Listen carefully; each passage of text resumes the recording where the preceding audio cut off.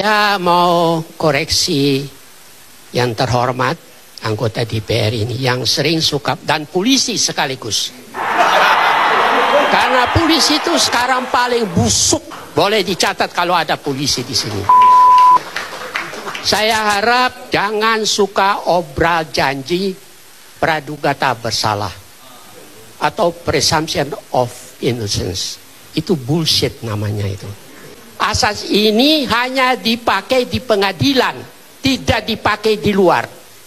Baik oleh polisi maupun oleh advokat-advokat yang sebetulnya diragukan juga kejujurannya. Ya, Pak, Lalu saya mau kasih tahu kepada para advokat ini, kalau mereka pernah baca tulisannya Friedman, jangan lupa legal power follows political lines.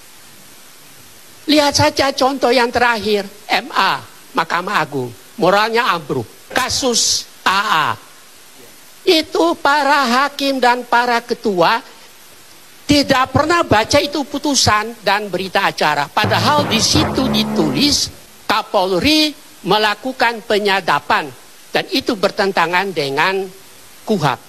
Sekarang itu bagaimana itu putusan itu? Berarti ini kan semua sudah rusak, bukan saja eksekutif. Apalagi wamen-wamen itu sudah disuruh pulang kandang semuanya. Pak Karim, kalau zaman Pak Harto, saya bilang ada dosen plat hitam, dosen plat kuning, dan dosen plat merah.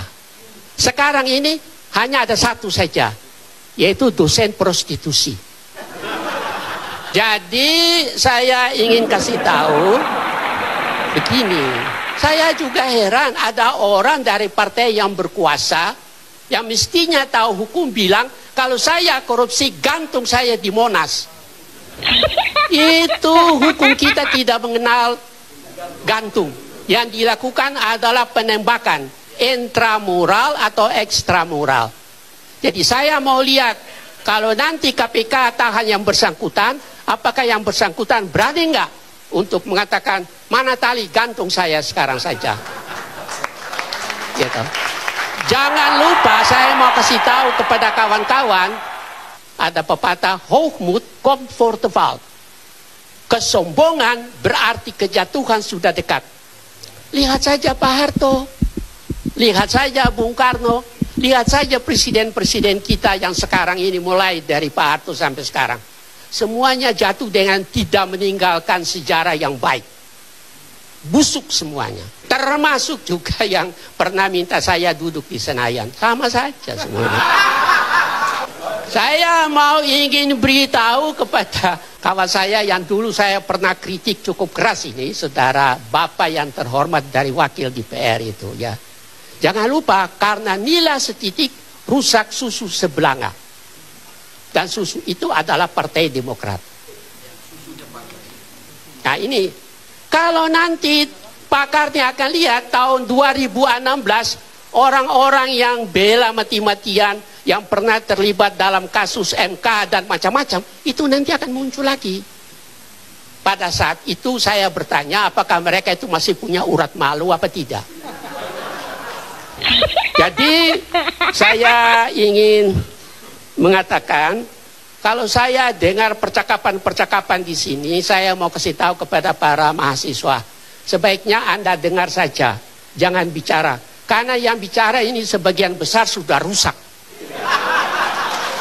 Cuma hanya Pak Karni undang saya, maka saya datang.